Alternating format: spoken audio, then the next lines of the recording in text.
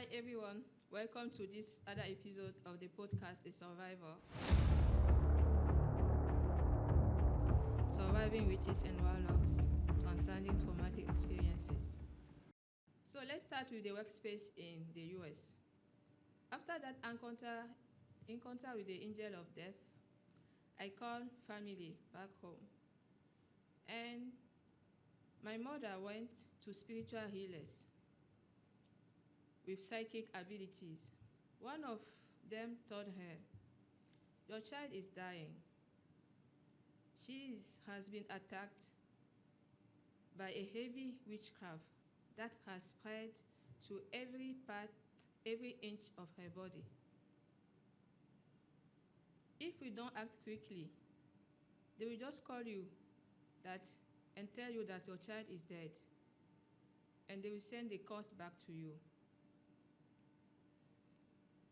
So what I did was to ask for a leave at my workplace and to travel back to my home country in Africa to go under treatment. So my Creator started revealing me what was happening in my entire existence. So what I saw was something very weird. I saw my soul leaving my body.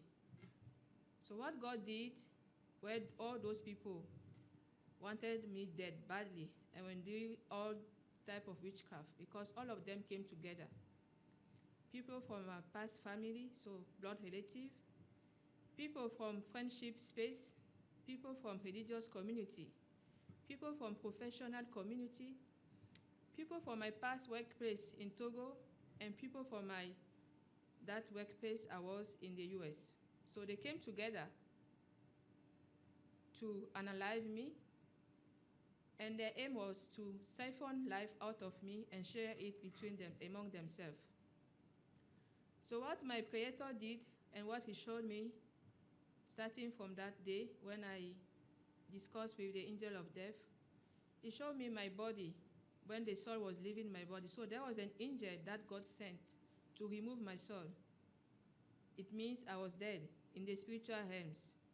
So all of those people were telling each other that I was dead, and they were informing other people who were not necessarily members of the witchcraft or witches groups that they were a member of. So, and I saw them waiting in their houses or calling each other, waiting for my mother or someone of my close family to call them and inform them that I was dead. So God then showed me what was happening, or what has been happening since I was born till the point of my workspace in Togo, that workspace I left before joining the other workspace in the US. So while I was going under treatment, I saw people doing different things. Blood relatives, past friend, past colleague. And the objective of all those things they were doing were the same. Siphon my energy, siphon my blessing, siphon my life, and use it for themselves. Use it as a battery to their own lives. In the United States of America, when I started my job there, meaning when I was working there, in the physical realm, I noticed certain events that were shocking to me. They were shocking because they were similar to certain things that have happened in the physical world in my past workspace in Togo. For example, when I started the job in the US, I am a researcher, so I do research. And as a researcher, you are supposed to get funding. You are supposed to get grant to fund your research. So I got a small grant. That was very small, a small grant. And it was after internal evaluation, it was a grant donated by the institution to researchers, young researchers, people who have just started their position. So I got that grant, and what I noticed that even people who were supposed to congratulate me on that ground did not. And I also noticed that some other people were like unhappy for me getting that grant. I mean, I didn't consider it first, but it was shocking, or it was something that I kept somewhere in my mind because, as I said, it was similar to what I went through in Togo. That was one of the reasons why I left the workspace in Togo. Another time, what happened was a colleague in a leadership position made a comment about clubs in a general assembly, about the fact that we should not judge people, or we should not categorize people, or we should not talk about how certain people dress. Is not nice, is not respectful. And he started laughing.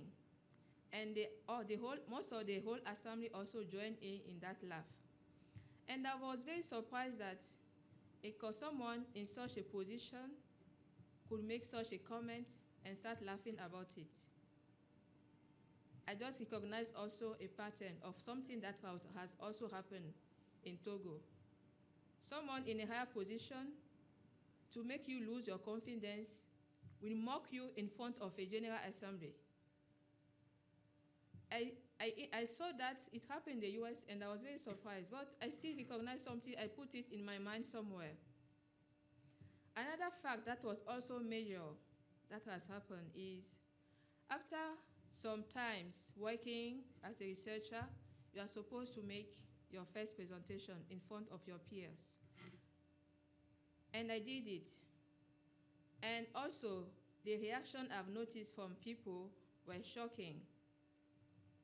Many of them were surprised. They were saying that I did so much in a kind of short period of time, but it was after 1 year.